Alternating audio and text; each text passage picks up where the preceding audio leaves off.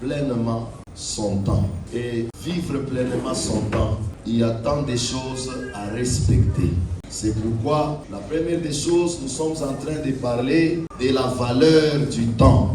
Et non pas la valeur selon le monde, mais nous sommes en train de parler de la valeur selon la Bible. En d'autres, la valeur biblique du temps. Le monde a sa manière de définir, tout comme aussi sa manière de déterminer cette valeur, mais la parole de Dieu a aussi sa manière de nous parler de cette valeur. C'est pourquoi la fois passée, nous avons parlé du temps comme un don de Dieu.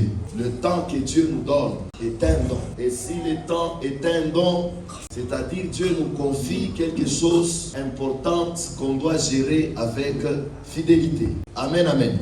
On n'a pas le temps de revenir sur tout ce qu'on a parlé. Et aujourd'hui, nous allons parler sur le temps et la sagesse. Ces deux choses marchent ensemble. Vous verrez que l'homme a toujours besoin de la sagesse pour bien gérer le temps que Dieu lui confie. Sans la sagesse, il est impossible. Et cette sagesse, ce n'est pas de la façon dont le monde est en train de la définir. Mais nous parlons de cette sagesse selon la parole de Dieu. Notre texte clé revient toujours, Psaume 90, le verset 12. Apprends-nous à bien compter nos jours pour que nous appliquions notre cœur à la sagesse. Amen, amen. C'est la prière de Moïse. Il demandait au Seigneur de donner les instructions pour qu'au travers les instructions, nos vies soient dirigées, soient orientées vers lui. Puisque c'est seulement quand on vit selon la sagesse qu'on peut être en mesure d'orienter sa vie à l'éternel. C'est le même texte qui va nous aider aussi aujourd'hui à parler sur le temps et la sagesse. Compter nos jours, ce n'est pas simplement calculer le temps qui passe. Ce n'est pas seulement calculer le temps qui est en train de s'écouler dans nos vies, mais dans tout ça, Moïse, ce qu'il cherchait à connaître, ce qu'il cherchait à avoir dans sa vie en ce qui concerne le temps qui nous est donné, il cherchait à connaître la valeur du temps. Amen, amen. Il cherchait à connaître la valeur du temps et non pas à calculer le temps qui passe. C'est pourquoi chercher à connaître la valeur du temps, c'est chercher aussi à reconnaître sa limite. Amen. La vie a une limite et il cherchait à connaître sa limite. Non pas seulement sa limite, il cherchait aussi à connaître son poids devant Dieu. Amen, amen. La vie que Dieu nous donne a une limite et cette vie a un poids qu'on peut appeler la valeur.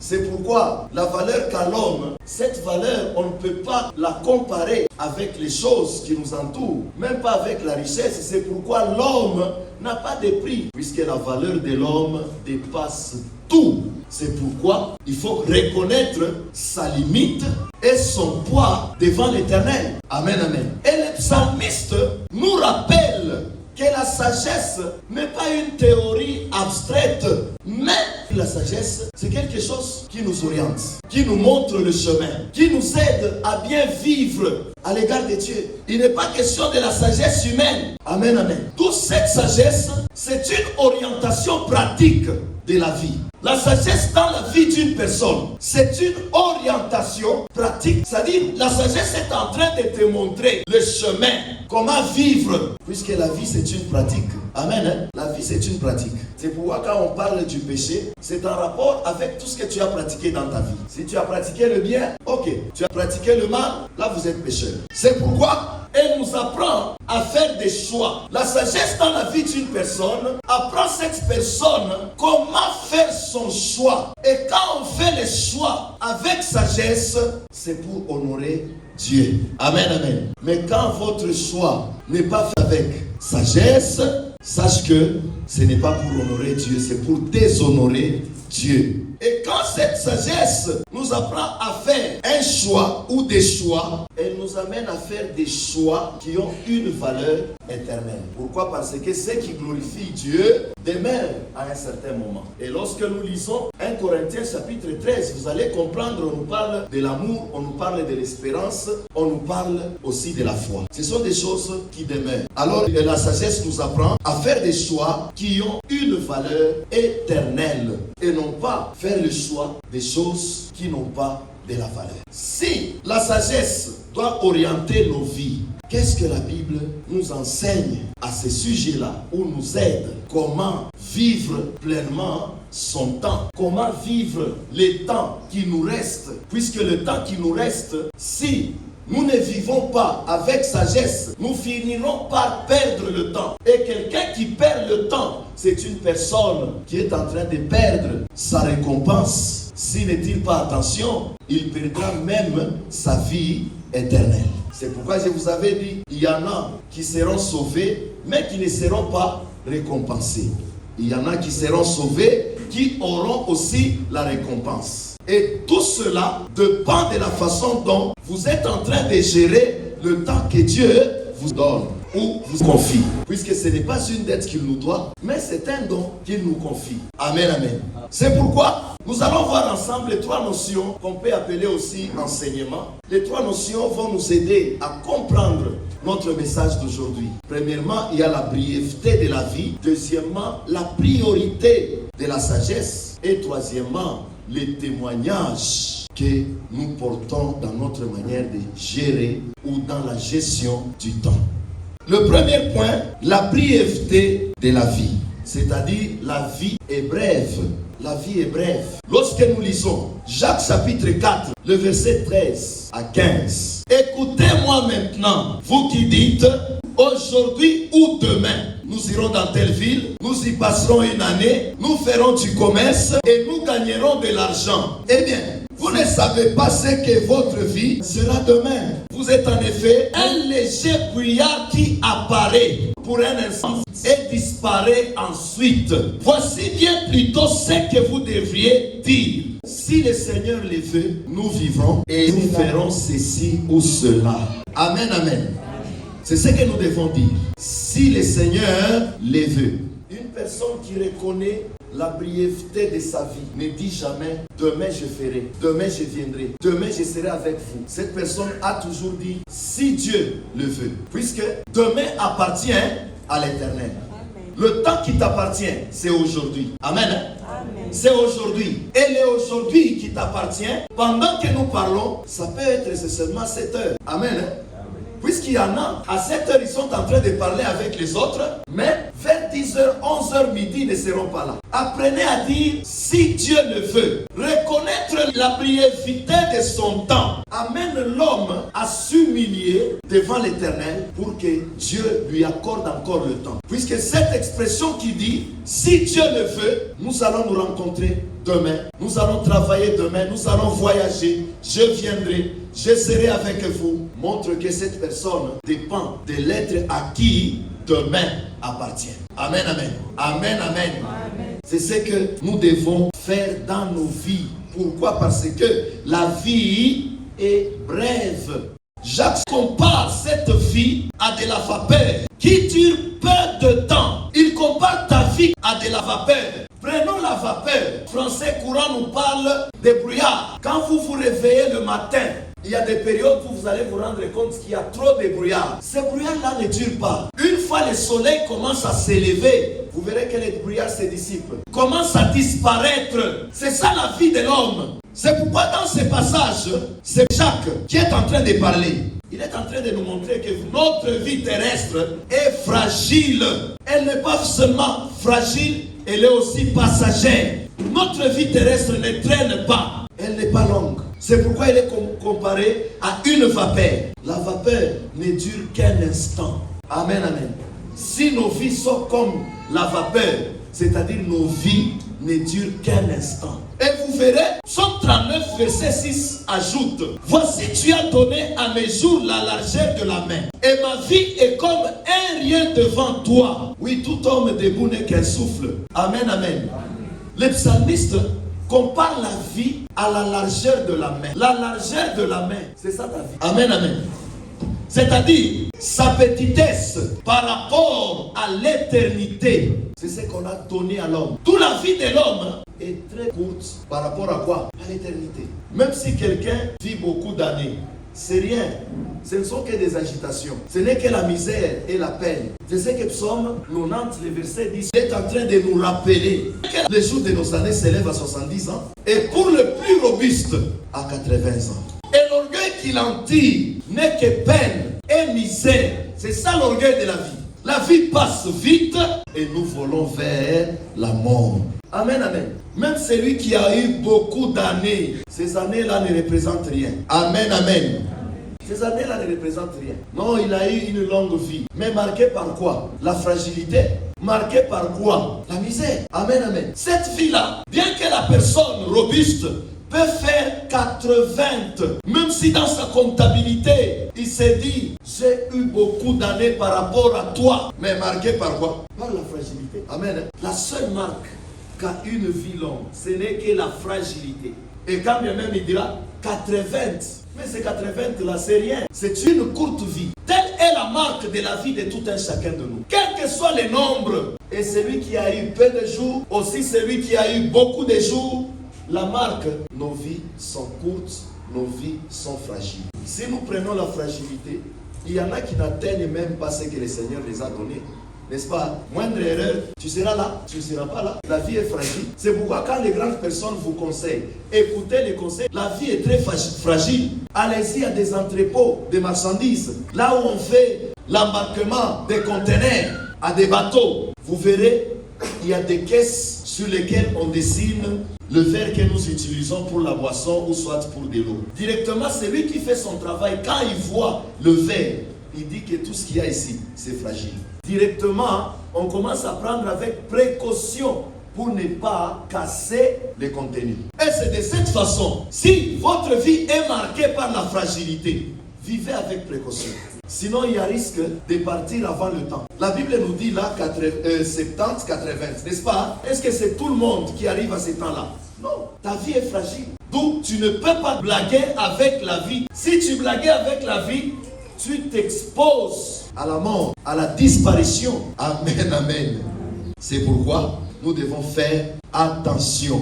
D'où la brièveté de la vie n'est pas une fatalité, mais c'est un appel à la sagesse.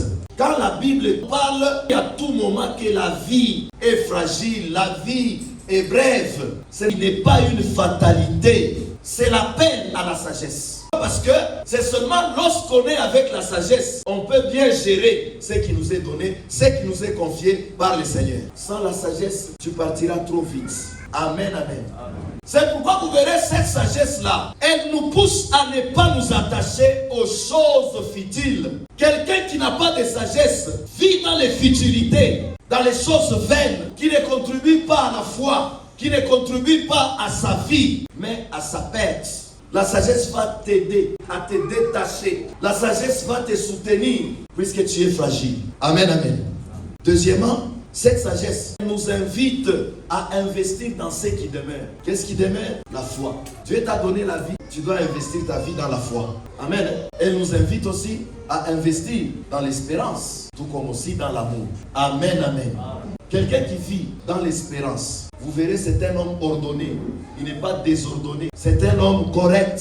Nous ne parlons pas de l'espérance de ce monde. Et elle nous appelle à l'urgence de vivre chaque jour comme une grâce et une mission. Nous devons vivre chaque jour comme une grâce. Chaque jour comme une mission. Par exemple, aujourd'hui, c'est une grâce. C'est aussi une mission. Maintenant, tu dois connaître qu'est-ce que tu dois accomplir aujourd'hui. Amen, amen. Premièrement, nous nous présentons à l'assemblée solennelle. Nous venons pour adorer le Seigneur. Amen. Nous venons pour élever notre Créateur. Il a travaillé pendant 6 jours. Le 7e jour, il s'est reposé. Et le jour du repos de l'Éternel, nous venons pour l'adorer.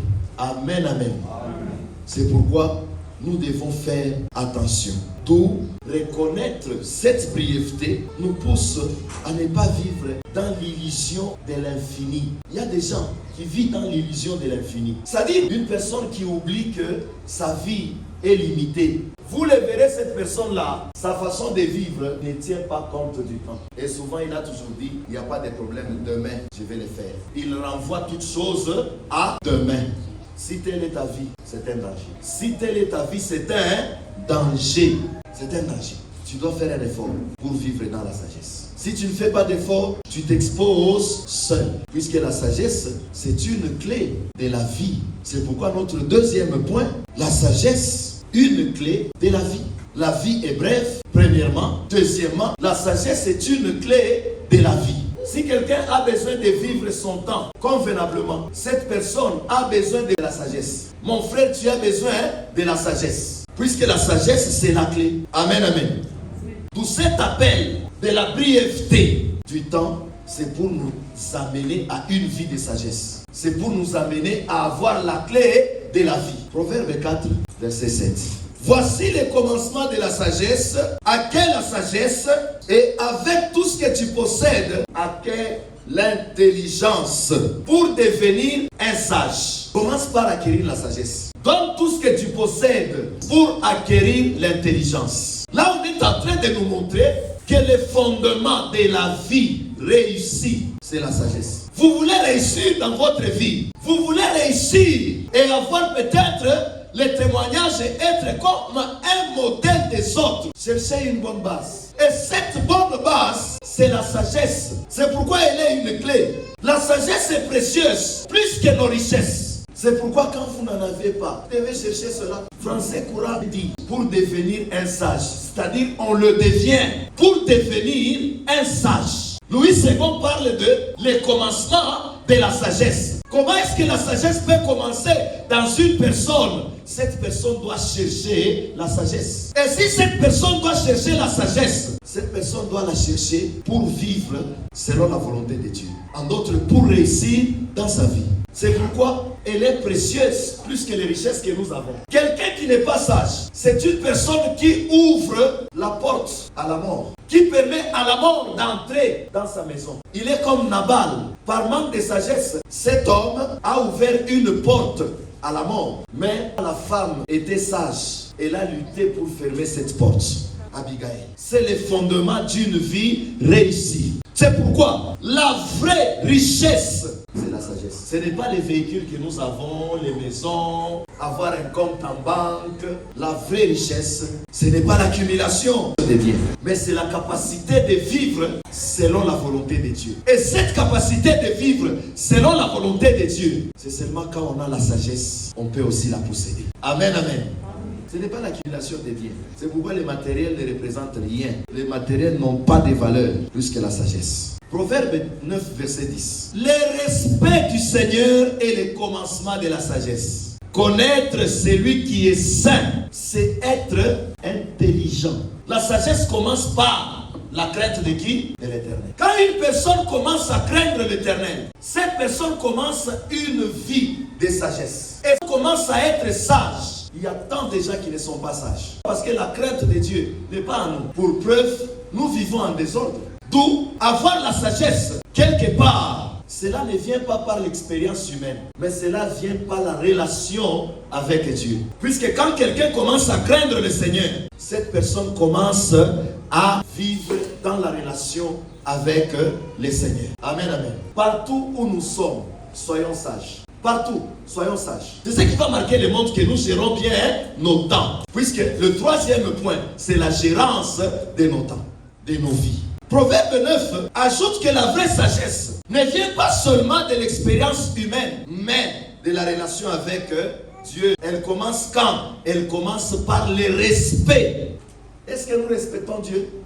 Beaucoup de gens ne respectent pas Dieu. À un certain moment, nous les prenons comme les grands-pères. La sagesse commence par le respect et l'obéissance à sa volonté. C'est pourquoi tu dois faire attention. Respecte et obéis. Le troisième livre, Jacques chapitre 1, le verset 5.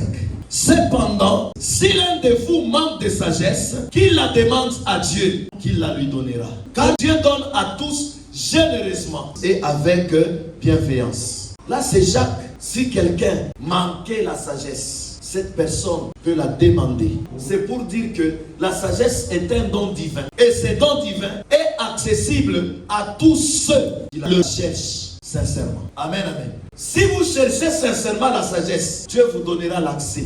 Dieu vous donnera l'accès. C'est pourquoi, si vous n'êtes pas sage, cherchez cette sagesse. D'où la sagesse est la clé de la vie.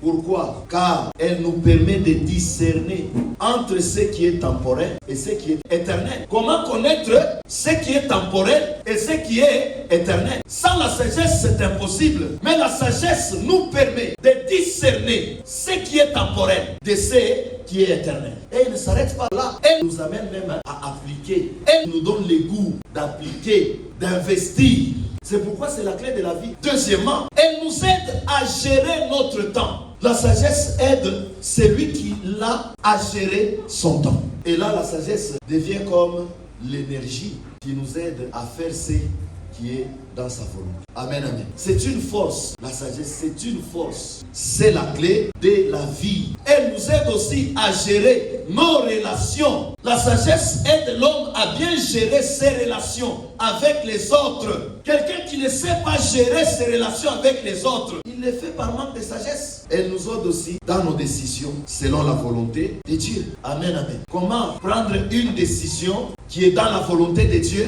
sans sagesse? Ça ne peut pas se faire. D'où la sagesse nous aide. C'est pourquoi sans la sagesse, nous risquons le gaspillage de notre vie. C'est-à-dire la personne peut gaspiller sa vie. La personne peut gaspiller son temps. Même tout ce que Dieu te donne, l'argent, le bien. Il y a des gens, s'il n'a pas aujourd'hui l'argent pour acheter la cigarette ou soit pour la bière, il est en mesure de dire non, tu peux prendre même ma pièce, il n'y a pas de problème. Vous le verrez enlever même sa montre. Bon, c'est de l'argent. D'ailleurs, ce que je te donne, c'est au moins autant. Mais donne-moi seulement. Amen. Amen, amen. La personne peut préférer de dormir par terre, de vendre son lit parce qu'il avait besoin de $50. Ça, c'est quel genre de vie? Amen, amen. D'où, sans sagesse, nous risquons de gaspiller notre vie dans des choix futiles. Mais avec elle, nous marchons dans la lumière et la paix. Amen. D'où, la sagesse, c'est la clé de la vie. On peut l'appeler aussi le fil conducteur qui donne sens à notre existence et nous conduit vers une vie qui glorifie Dieu. C'est un fil conducteur. Quelqu'un qui a la sagesse, c'est comme quelqu'un qui est connecté à la base. La base, c'est Dieu. Quand il accepte de te donner la sagesse, c'est comme si on te connectait à la base de la sagesse. Et quand nous parlons de fil conducteur, c'est-à-dire au travers de la sagesse, nous sommes en communication avec lui. Et quand on est en communication avec lui, notre démonstration, notre vie va démontrer que véritablement Dieu est avec cette personne. Même la gérance de nos vies sera très différente de la gérance des autres vies. Amen, amen. Troisième point, la gestion du temps. La gestion du temps reflète notre maturité spirituelle. La façon dont tu es en train de gérer le temps, cela démontre ta maturité spirituelle. Si vous êtes véritablement mature spirituellement, on peut lire ça dans ta manière de gérer le temps. Amen, amen. Même lorsque nous allons en dehors de la spiritualité, prenons la vie courante. Les gens matures, ce sont des gens qui gèrent leur temps. Quand ils se lèvent le matin, ils savent ce qu'ils doivent faire de telle heure à telle heure, de telle heure à telle heure, de telle heure à telle heure. Quelqu'un qui n'a pas la maturité, il fait les choses en désordre. On peut l'amener dans des programmes qui ne les concernent même pas. Ça, c'est un danger. Quand quelqu'un vit comme ça, c'est un homme désordonné. D'où la gérance du temps est aussi importante dans la vie d'un chrétien. Quelqu'un qui sait que sa vie est courte, sa vie est brève, sa vie est fragile, cette personne doit apprendre à bien gérer son temps. Plus vous gérez bien votre temps, plus vous gagnerez le temps qui vous est donné. Colossiens 4, verset 5. Conduisez-vous avec sagesse envers les non-chrétiens, en profitant de toute occasion qui se présente à vous. Envers ceux du dehors, et rachetez le temps. Est-ce que vous êtes prête, ma soeur, maman, de racheter votre temps? Puisque parmi les femmes, il y a trop de problèmes. Chez les hommes, c'est rare. Chez la femme, il y a trop de problèmes. Maintenant, dans votre conduite avec les autres, vous devez apprendre à racheter aussi le temps. Ne perdez pas votre temps avec des futilités, des querelles. C'est pourquoi Paul nous enseigne que la manière dont nous utilisons notre temps est un témoignage devant le monde. Amen, amen. C'est un témoignage devant le monde. En rapport avec quoi? En rapport avec la vie que nous sommes en train de mener. Amen. Quand on dit, investissez votre temps dans l'amour, aimez les autres, quels que soient les problèmes, quel que soit ce qui peut arriver. Investissez votre temps dans la foi. Ne soyez pas ébranlable à tout mouvement, à tout vent. Soyez inébranlable. Même si on vous dit, vous pensez que votre Dieu peut faire quelque chose, espérez toujours à l'Éternel. Pourquoi? Parce que l'espérance en Christ ne trompe jamais. Amen. Nous devons faire attention. Rachetez le temps. Cela signifie, saisissez chaque occasion, saisissez chaque opportunité. Pour glorifier qui? Pour glorifier Dieu. Même si la personne vous a attaqué avec des problèmes, c'est l'occasion de glorifier le Seigneur. Saisis cette opportunité-là pour qu'on dise, cette personne a changé. Dieu est avec lui. Pourquoi vous dites ça? Parce qu'avec elle, ce qui s'est passé. Cette personne allait se retrouver à l'hôpital, par exemple. Amen, amen. Cette personne allait se retrouver où? À l'hôpital. Saisissez chaque occasion. Vous avez déjà perdu beaucoup de temps. Ne continuez pas à perdre encore. Chaque occasion pour vous soit l'occasion de glorifier le Seigneur. Que cela ne soit pas l'occasion de se lamenter, de murmurer, de médire ou de combattre nos adversaires. Non. Si la présence spéciale de l'Éternel est avec toi, tes adversaires seront ses adversaires. Tes ennemis seront ses ennemis. Si et seulement si tu profites de cette occasion-là pour les glorifier. Amen, amen. Après l'attaque du parti à raison, combien de fois le disaraou? Le problème est kukuzaraou. Le problème c'est glorifier Dieu. Amen. Amen. Le problème c'est racheter le temps. De quelle manière? En glorifiant le Seigneur. Amen. Amen, amen. Chaque occasion, chaque opportunité, que cela soit bonne ou mauvaise, glorifie Dieu. Amen. Rachète le temps. Parce que notre vie est guidée par la sagesse divine. Amen, amen. Notre vie est guidée par la sagesse divine. Et une personne qui a de la maturité, il ne laisse pas le temps au diable de les distraire. Il ne laisse pas le temps aux autres de les distraire. Parce que le diable, à un certain moment, il amène des problèmes dans nos vies pour seulement nous distraire, afin que nous perdions le temps. Chaque occasion, pour chaque jour, fais un effort pour glorifier le Seigneur. Éphésiens, chapitre 5, les versets 15 à 16. Faites bien attention à votre conduite. Ne vivez pas sans réfléchir. Vivez plutôt comme des sages, qui savent profiter du temps que Dieu leur donne. Les jours que nous vivons sont mauvais. Amen, amen.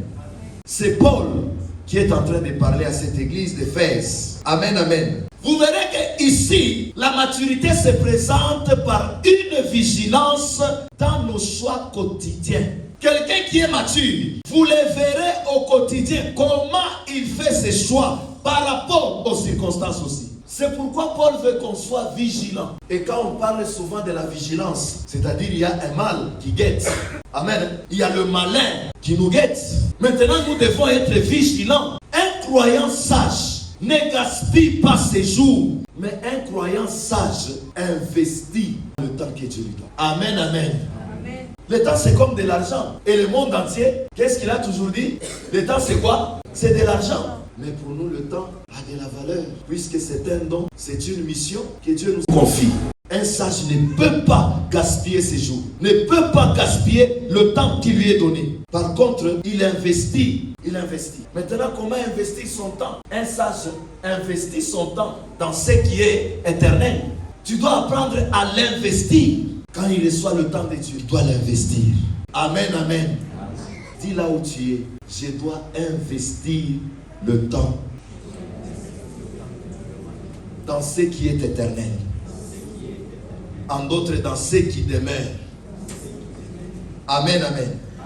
L'investir dans ce qui demeure, c'est-à-dire l'investir dans ce qui a de la valeur. Ce qui est éternel a de la valeur. Ce qui demeure a de la valeur. Dans ce qui ne demeure pas, il n'y a pas de valeur.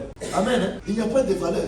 Alors nous devons faire attention. Dernier passage, c'est Psaume 90, le verset 12. Et là, le psalmiste nous rappelle que la maturité spirituelle consiste à reconnaître la brièveté de la vie. et à orienter son cœur vers ce qui demeure. Si vous avez la maturité en vous, vous allez orienter votre cœur vers ce qui demeure. Si vous reconnaissez véritablement que votre vie est courte, vous devez racheter le temps. Si vous devez racheter le temps, c'est-à-dire vous allez investir votre temps dans ce qui demeure, dans ce qui a de la valeur. Soyons sages. Quelqu'un qui a la sagesse, c'est quelqu'un qui a la maturité.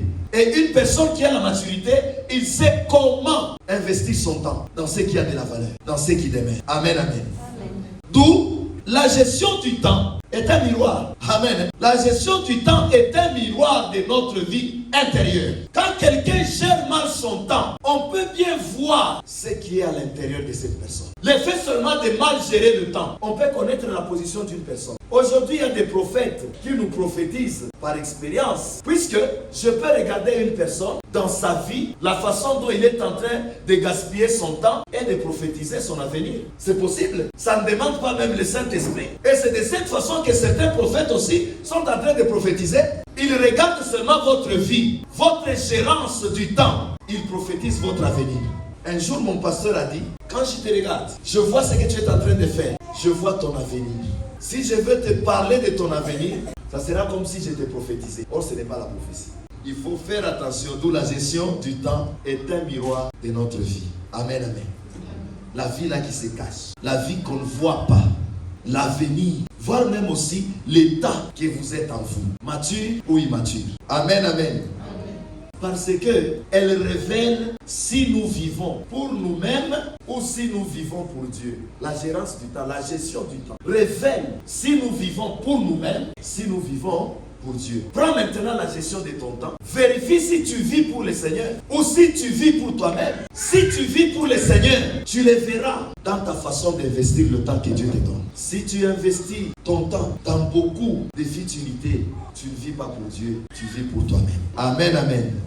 Deuxièmement, un croyant immature gaspille son temps dans les futilités. Et vous vous dites, qu'est-ce qui se passe au juste avec ces messieurs? Soyons des chrétiens matures. Et un chrétien mature ou un croyant mature consacre son temps à la prière, au service et à l'amour.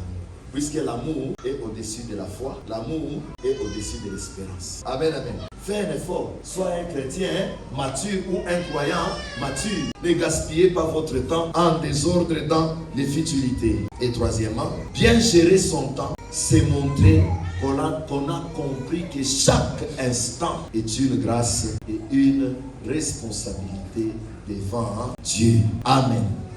Qu'est-ce que cela signifie? 1. Chaque jour pour nous, chaque temps que Dieu nous donne est une ressource limitée et non une ressource illimitée. Et comme elle est limitée, c'est-à-dire cette ressource-là est aussi précieuse, nous devons le gérer comme un trésor confié par Dieu. Amen, amen. Gérons le jour, le temps comme un trésor confié par Dieu. 2. Qu'est-ce que cela signifie? La manière dont nous utilisons notre temps témoigne notre maturité. Si tu utilises bien ton temps, cela révèle que ta foi est une foi de qualité. Si tu n'utilises pas bien ton temps, cela montre que ta foi, c'est une foi qui n'a pas de qualité. C'est-à-dire tu es en train de faire quoi? Des blagues. D'où c'est-à-dire, la manière dont nous utilisons notre temps révèle la qualité de notre foi et de notre maturité spirituelle. Et troisièmement, qu'est-ce que cela signifie? Sans sagesse, nous gaspillons le temps dans ce qui n'a pas de valeur éternelle. Amen, amen. Et nous manquons l'occasion de glorifier qui? De glorifier Dieu. Quand tu gaspilles ton temps, tu manques l'occasion de glorifier le Seigneur. Qu'est-ce que nous devons faire? Ce que nous devons faire, nous devons établir une liste de priorités spirituelles. Avant d'établir nos listes de priorités matérielles ou soit de la vie courante. C'est très important. Durant la semaine, tu dois avoir cette liste-là. Dans ton agenda, tu dois avoir la liste des priorités spirituelles. C'est-à-dire quoi? Apprenons à mettre le Seigneur en première position. Un chrétien mature, un croyant mature, c'est un croyant qui met Dieu en première position de sa vie. C'est pourquoi Matthieu nous dit, cherchez premièrement le royaume de Dieu et sa justice. Et le reste vous sera donné par surcroît. Amen, amen. Est-ce qu'on dit à quelqu'un de ne pas travailler? On dit à quelqu'un de ne pas faire le champ? On dit à quelqu'un de ne pas aller à l'école? On dit à quelqu'un d'abandonner ce qu'il est en train de faire dans sa vie courante? Mais nous demandons à quelqu'un de mettre Dieu en première position. Lundi, avant tout ça, je dois faire ça avec mon Dieu. Mardi, avant tout ça, je dois faire ça avec mon Dieu. Il y a des priorités spirituelles aussi qui peuvent prendre une position après le boulot. Mais cela ne signifie pas que Dieu est après tout. Non. Amen. Tout, Dieu doit être en première position. Deuxièmement, ce que vous devez faire, remplacer les distractions inutiles par un moment de méditation de la parole, un moment de prière, un moment de service. Depuis le 1er janvier, quel est le service que tu as rendu au Seigneur? Puisque d'abord, tout le monde, nous sommes appelés à évangéliser, à exhorter. Est-ce que c'est seulement les pasteurs qui peuvent exhorter? Non.